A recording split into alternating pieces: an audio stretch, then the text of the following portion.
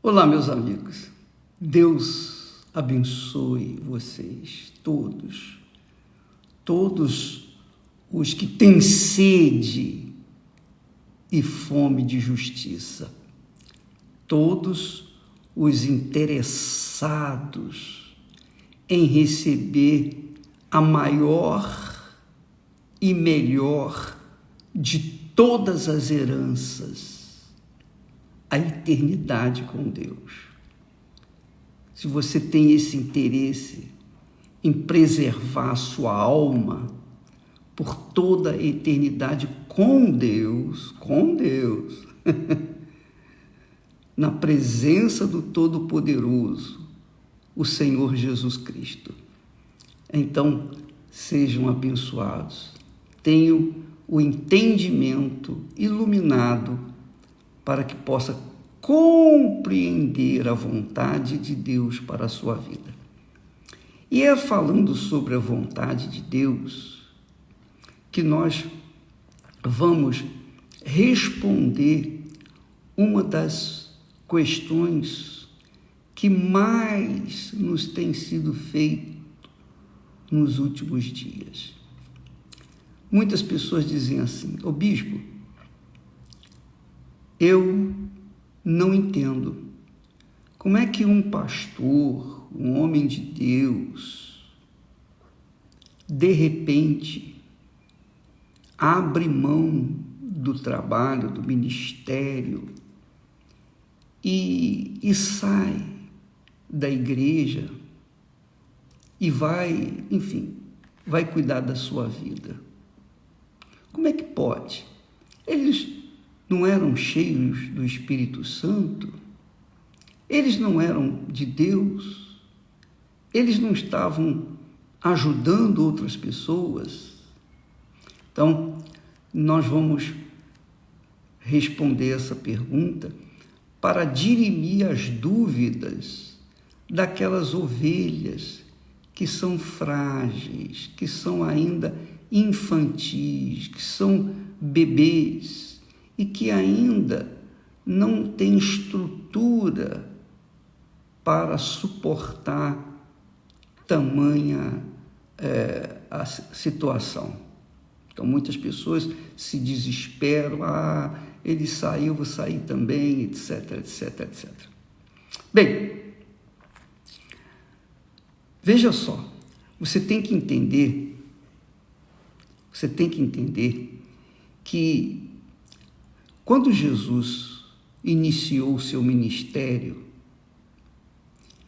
ele separou 12 discípulos. Ele separou 12. E todo o povo que o seguia, que eram os seus seguidores, os seguidores de Jesus vinham a ele em busca de pão, de peixe, de cura divina. Vinham a ele para receber os benefícios materiais. Como, por exemplo, os 10 leprosos. 10 leprosos tiveram fé para serem curados, mas apenas um voltou. Esse é o retrato da igreja do Senhor Jesus em todo o mundo, não da igreja A, B ou C, mas da igreja no geral. Então, 10 são leprosos, vem a Jesus, são curados, tiveram fé para serem curados, mas apenas um voltou. Então, esse único que voltou, tornou-se discípulo. Os 9 demais continuaram vivendo as suas vidas, resolveram os seus problemas de doença e foram cuidar dos seus afazeres. Então, eu queria que você entendesse que na Igreja Universal do Reino de Deus não é diferente. A maioria das pessoas que vem em busca de favores, de bênçãos, vem em busca de soluções. Não está errado isso, não é pecado isso. Você está com dor de barriga, você busca uma solução. E é justo isso. E Jesus, ele supre as necessidades, de acordo com a pessoa, com a fé de cada um de nós. Mas vamos tratar agora dos discípulos. Os discípulos eram aqueles homens que deixaram tudo, a exemplo de Mateus, que deixou a coletoria para seguir Jesus. A exemplo de Pedro, Tiago, João, os pescadores que deixaram as suas redes e foram aonde Jesus ia. Quer dizer, estes discípulos, inclusive Judas Iscariote, então, eles receberam do Senhor Jesus instruções. Discípulo é aquele que quer aprender, que se coloca na posição de aprendizado. Eles querem aprender para que eles possam aplicar em suas vidas e então ensinar aos demais, às outras pessoas. É isso que Jesus fez quando, antes de subir aos céus, ele disse, olha, ide por todo o mundo e pregai o evangelho. Quem que ele falou ide para todo o mundo? Por todo o mundo. Foram os discípulos que aprenderam a sua palavra, que viram seus milagres. Ide por todo o mundo e pregai o evangelho. Quem? Os discípulos. Os que não eram apenas simplesmente seguidores de Jesus. Não, eram pessoas que deixaram suas vidas para trás, seus sonhos, seus objetivos pessoais, para seguirem Jesus, para serem formados homens de Deus. Então, na Igreja Universal do Reino de Deus, as pessoas que vêm, elas vêm de rastos, elas vêm caídas, prostradas, todos nós. Então, quando uma pessoa recebe um favor enorme de Deus, o que ela faz? Ela quer se agregar aos demais discípulos. Ela quer também dar o que recebeu de Jesus para outras pessoas. Então, ela se coloca como discípula. E foi um caso do único leproso que foi curado, dos 10, o único que foi curado e voltou para seguir Jesus. Então, na igreja, nós temos, assim, dois universos. O universo dos buscadores de bênçãos e o universo dos verdadeiros discípulos. Ora, no meio dos discípulos, entre os discípulos, agora vamos falar no universo dos discípulos. Então, Jesus escolhe aqueles que ele quer preparar mais. Lembra quando Jesus subiu lá no monte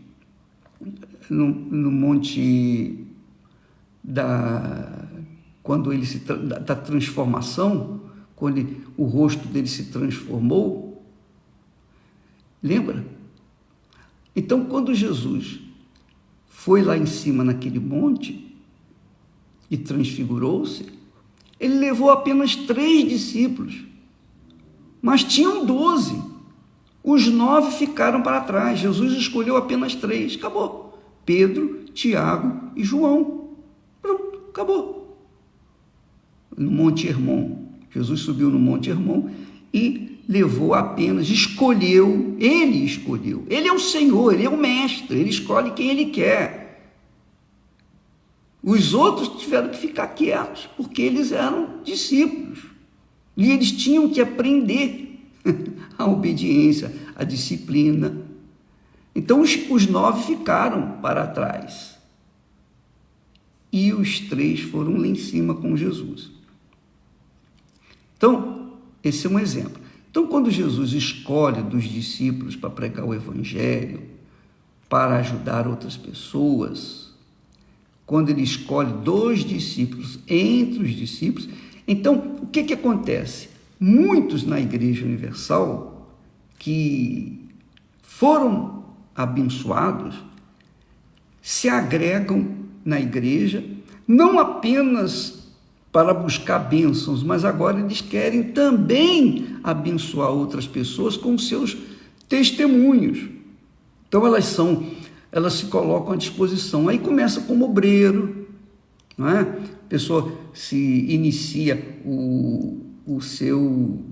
desenvolve sua fé como obreiro, depois ele passa a ser auxiliar, e depois vem como pastor, depois ele casa e etc. Ele se torna um bispo.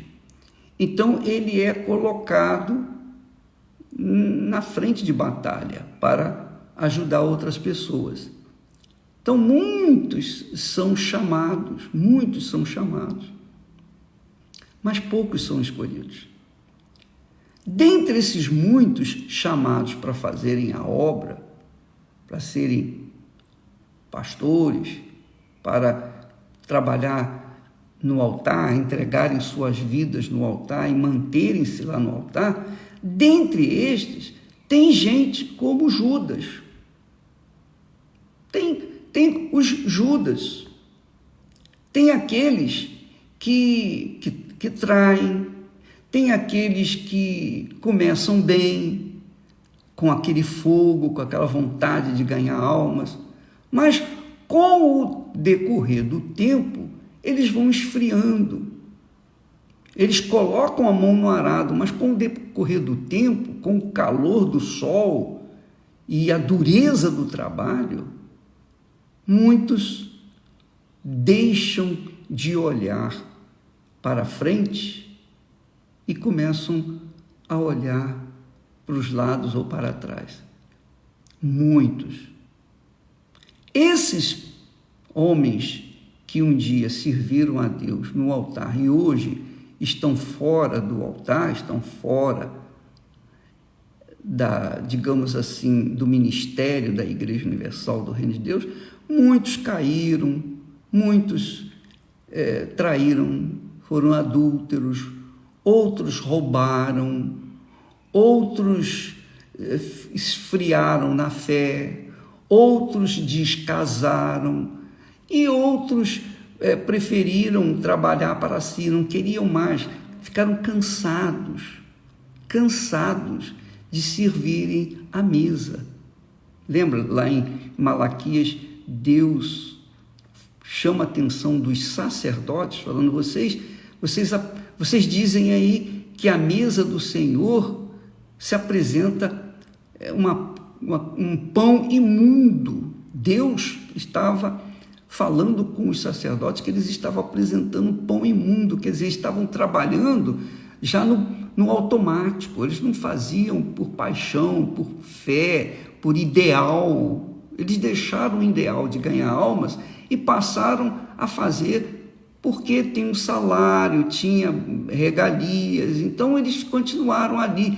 Só que, agora você presta bastante atenção no que eu vou dizer.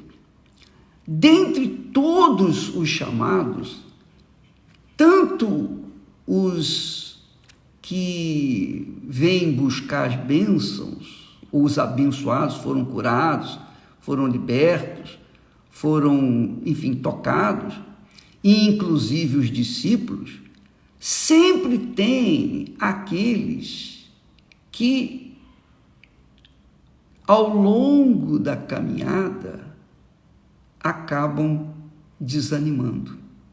Seja por causa de mulher, seja por causa do marido, seja por causa da família, seja por causa do dinheiro, seja por causa de adultério, seja por causa de pecado, ou seja por causa da canseira, cansaram de fazer a obra, enjoaram de fazer a obra. E eu sei, eu entendo, eu tenho essa percepção, porque se a gente não mantiver o fogo aceso, a gente cansa mesmo, enjoa. Porque a gente está na igreja para tratar das pessoas aflitas. Então vem as pessoas cada um com seus problemas, cada um traz um caminhão de problemas, e a gente fica ouvindo, atendendo, orientando, orando. Então, isso não é um trabalho fácil, não é um trabalho assim como um trabalho de um psicólogo, um médico, um dentista, um engenheiro. Não, esse trabalho é contínuo, é permanente. Então, por conta desse trabalho, que é realmente muito cansativo, muitos acabam desanimando. Mas por que desanimaram? Aí é a pergunta, vem essa pergunta, por que desanimaram? Aí eu vou responder para vocês agora. Você está assistindo a novela Gênesis, você viu que Adão e Eva geraram 2 filhos, Caim e Abel. Caim foi amaldiçoado, Abel foi o filho pródigo, digamos assim, o filho abençoado. Foi o filho que ofereceu a Deus melhor sacrifício. Por isso ele foi justificado. Abraão gerou 2 filhos. Um filho da carne e o outro filho do espírito, digamos assim. O filho da carne era filho com outra mulher, com Agar. Não era o filho que Deus havia projetado. Aquilo ali foi um erro de Abraão, que ouviu a voz da Sara e então gerou um filho chamado Ismael. Mas também ele gerou o outro filho, que é Isaque. Isaque era o filho da promessa, era o filho, digamos assim, é o nascido de Deus. É o nascido de Deus. Então, na igreja nós temos Isaques e temos Ismaels. Você que está me assistindo agora, todos nós, estamos enquadrados nesse contexto. Ou nós somos como Isaque, ou nós somos como Ismael. Quando Isaque gerou com Rebeca os filhos gêmeos, também um se tornou filho da carne, que era Esaú, e o outro, Jacó, se tornou filho de Deus. Então, no val de Jaboque, Jacó deixou de ser Jacó para ser Israel. Jacó deixou de ser carnal para ser espiritual. Jacó teve um encontro com Deus. A identidade dele foi trocada, mudada. Por quê? Porque ele foi o escolhido de Deus. Então, quando ele se transformou em Israel, ele passou a ter tudo, porque o próprio Deus, na pessoa do Senhor Jesus Cristo, o fez uma nova criatura. Então Jacó veio se tornar Israel, quer dizer, filho do Espírito, gerado pelo Espírito Santo, nova criatura, e Esaú, seu irmão, apesar de todas as suas riquezas, continuava sendo o amaldiçoado. Ora, dentro da igreja, nós temos também essa situação. Quer você goste ou não, quer você acredite ou não, quer você creia ou não, essa é a situação. Quando a pessoa nasce da carne, a exemplo desses exemplos que nós demos, tanto de Caim, como Ismael, como o próprio Esaú, eles não permanecem, porque nasceram da carne. Quando a pessoa nasce da carne, quando a pessoa nascer da carne é o seguinte, ela está convencida daquilo, mas ela não nasceu daquilo. Ela se convenceu da palavra, mas não se converteu à palavra. Ela não nasceu da palavra. Ela se convenceu da palavra, do caráter de Deus, que nós temos falado. Ela se convenceu da palavra, mas não se converteu à palavra. Então, quando a pessoa não nasce de Deus, enquanto a pessoa não nasce de Deus, não tem segurança. Não há garantia dela ser salva, nenhuma. Paulo fala lá, quem não tem o Espírito Santo, o Espírito do Senhor Jesus Cristo, esse tal não é dele, não pertence a ele. Então, é assim, minha amiga, o filho da carne alega, eu fui injustiçado, aconteceu isso comigo, a igreja fez isso, fez aquilo, não tem nada disso. O que tem é o seguinte, quem é nascido da carne é carne, e a carne apodrece. Ao longo dessa jornada pelo deserto desse mundo, a carne não aguenta o calor do deserto, o frio da noite, não aguenta. Só quem é nascido do Espírito Santo permanece. Por isso nós temos tocado, batido nessa tecla, você tem que nascer da água e do Espírito Santo. Você tem que ser batizado com o Espírito Santo, selado com o Espírito Santo, porque se você não for selado com o Espírito Santo, não há garantia de você chegar até o fim. Não há. Você vai desistir no meio do caminho. Então, muitos que começaram comigo há 40 e tantos anos atrás, saíram. Mas existem aqueles que são pratas da casa, que permaneceram até o fim, até a morte. Então, é essa situação. Eu não posso segurar, eu não posso tentar segurar aqueles que dizem, não, eu não quero mais, eu quero viver a minha vida. Eu não posso fazer nada. Eu já chorei muito por pessoas, pastores, que, poxa, eu gostava tanto, eu estava tão afeiçoado, gostava tanto deles, e chorava quando eles, não quero mais não, vou seguir minha vida. O que eu podia fazer? Mas eram nascidos da carne, a carne não aguenta, não se sustenta nessa caminhada que nós seguimos aqui neste mundo. Eu sou seguidor, eu sou servo, eu sou homem de Deus, eu fui escolhido por Deus quando eu tinha 19 anos. 19 anos. Hoje eu estou com 76 anos. São 57 anos que eu venho vivendo na fé.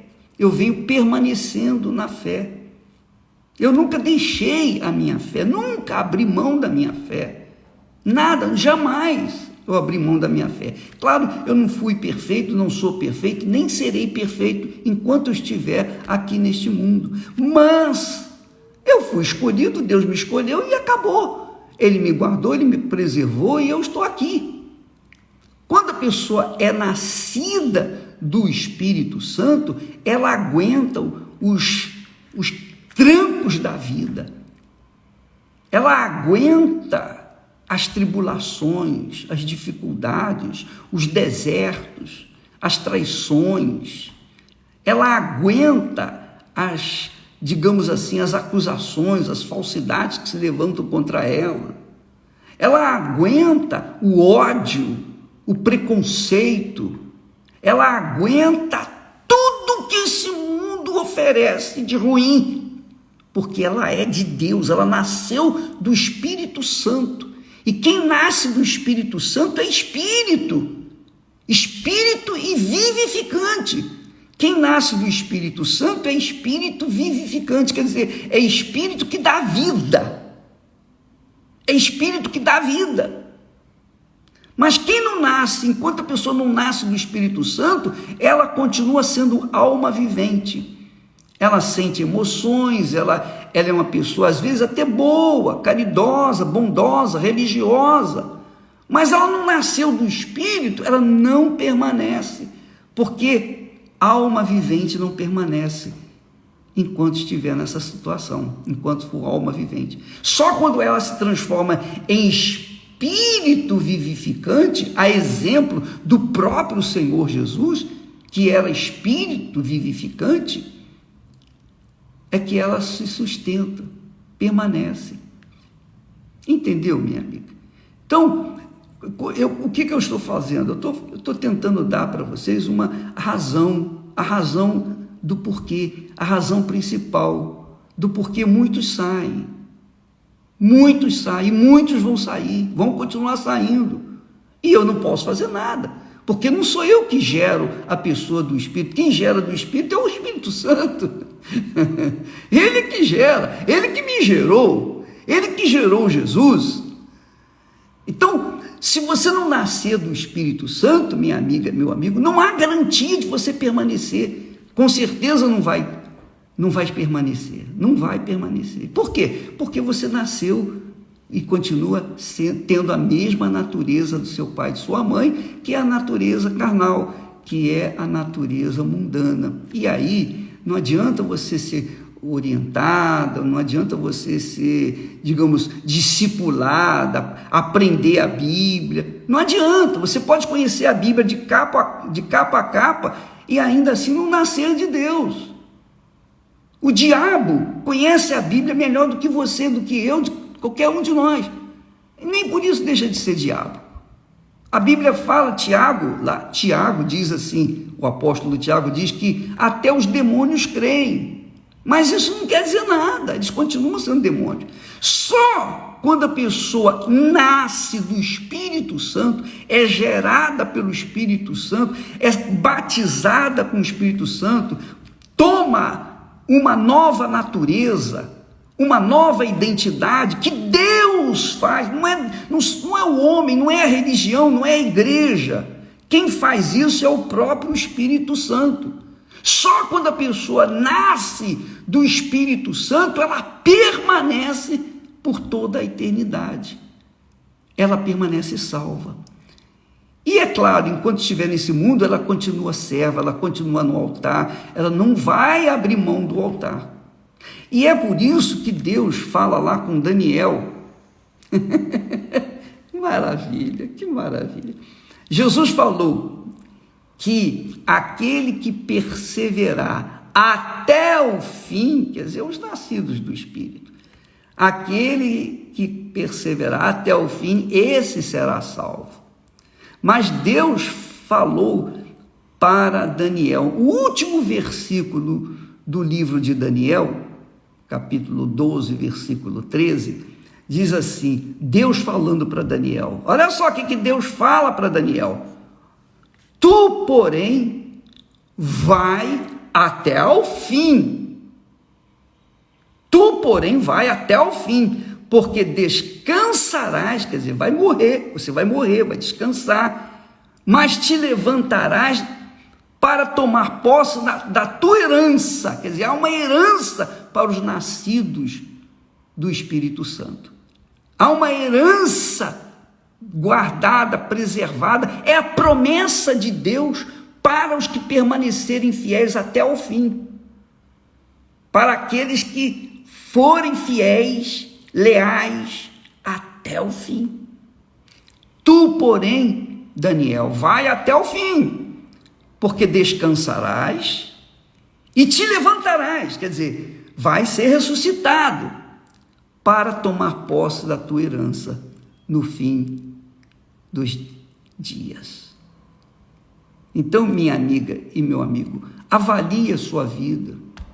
Desculpa eu ser tão incisivo, mas eu não posso me omitir da verdade que liberta. Não adianta, não adianta. Se você não nascer da água e do Espírito Santo, você não vai ser salvo, você não vai aguentar. Tudo bem, se a pessoa, na hora da morte, ela não foi batizada nas águas, ela não foi batizada com o Espírito Santo, nada, não aconteceu nada com ela, mas na hora da morte, no último momento, ela invoca o nome do Senhor Jesus, naquele momento ela é salva. Foi o caso do ladrão na cruz. O ladrão na cruz, um deles, invocou o Senhor Jesus no último momento, clamou e ele foi salvo. No último momento, ele não foi batizado, ele não era discípulo, ele era um ladrão, estava ali com justiça, mas no último momento ele se converteu. Muitas pessoas são salvas no último momento, nos últimos instantes da sua vida. Agora, preste atenção. Deixa eu beber um pouquinho de água.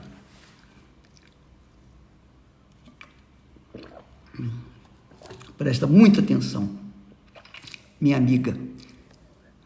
O nascer da água e do Espírito Santo não depende da igreja, é claro. Não depende da igreja, não depende do pastor, não depende do bispo, não depende das pessoas, não depende de caridade, não depende de obra de caridade, não, nada disso. O nascer da água do Espírito Santo, a pessoa tem que querer. E quem quer? Ah, bispo, todo mundo quer. Não, de jeito nenhum. A maioria quer as bênçãos. A maioria quer os favores de Deus. Mas há também uma minoria que tem sede e fome de justiça. E Jesus convida aos que têm sede: vinde a mim, e eu vos saciarei com a água da vida. Então, estes que têm interesse verdadeiramente em ser de Deus, que colocam toda a sua vida no altar, todos os seus pensamentos, todo o seu coração, todos os seus sonhos, todos os seus projetos, todo o seu futuro, ela coloca tudo no altar, coloca tudo no altar. E diz: aqui está a minha vida, eis-me aqui. Ela diz para Deus: eis-me aqui. Estes é que têm o privilégio de serem envolvidos com o Espírito Santo e são nascidos de Deus, porque eles entregam tudo. Se ficar um pouquinho só, um restinho só para fora, não vai receber, porque é tudo por tudo, é o tudo dela. E eu, quando falo tudo, é o tudo mesmo: seu corpo, sua alma, seu espírito, tudo que ela pensa, tudo que ela deseja, tudo que ela almeja, tudo que ela sonha, tudo, ela coloca tudo no altar. Estão aqui os meus pecados, está aqui a minha vida, está tudo aqui, meu Pai. Eu me entrego de forma irrestrita, corpo, alma e espírito. Aceita-me, eis-me aqui. Aí sim, o Espírito Santo, o Senhor Jesus, na pessoa do Espírito Santo, vem e faz ela nascer de novo.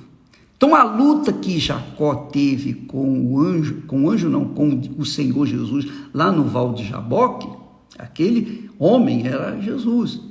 A luta foi essa, era ele abrir mão de tudo. Ele já tinha aberto a sua mão, ou deixado tudo, mandado tudo para frente, deixado tudo para trás, mas faltava o caráter dele, o seu eu, os seus desejos, suas cobiças, seu egoísmo, sua malandragem, o seu mau caráter.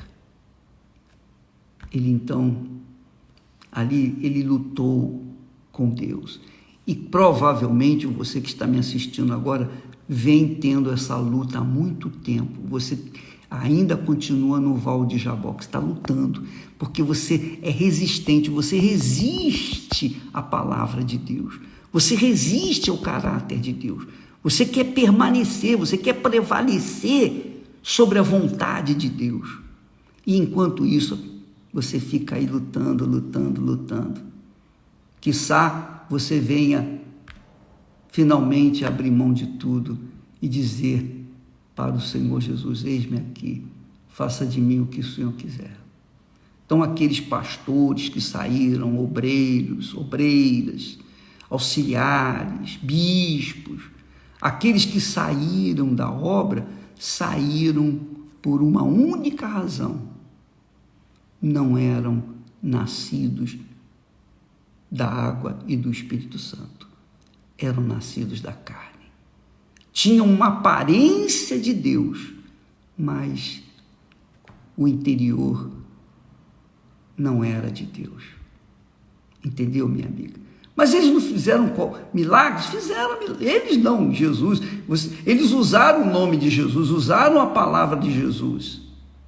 E os milagres aconteceram. Mas eles não eram de Jesus. Aí está a diferença. E você pode ver, é a mesma coisa, é o casamento. O casamento não é assim? Casar é fácil. Todo mundo quer fazer a obra de Deus, todo mundo quer vestir o uniforme, todo mundo quer aparecer. Mas manter o casamento tem que haver sacrifício dia após dia após dia. Não é verdade? Casar é fácil. Casar é fácil. Manter o casamento é que são elas. A mesma coisa, a pessoa abraçar o arado, colocar a mão no arado, não é difícil. Difícil é manter-se lá no arado. Deus falou para Daniel: tu, porém, vai até o fim. Vai até o fim. Não adianta andar milhões de quilômetros. Se você não chegar até o fim, é porque você não foi eleito. Tu, porém, vai até o fim, porque descansarás. Quer dizer, você vai morrer, você vai sair dessa vida. Mas quando você se levantar, quando você ressuscitar, vai ressuscitar para tomar posse da herança que está reservada àqueles que verdadeiramente amaram ao Senhor, que serviram, que colocaram suas vidas em suas mãos. E isso vai acontecer em breve. Quisera eu que fosse hoje para mim. Mas enquanto estamos aqui, vamos continuar remando, vamos continuar lutando, vamos continuar tentando salvar aqueles que querem. Amanhã falaremos mais a esse respeito. Deus abençoe em nome do Senhor Jesus.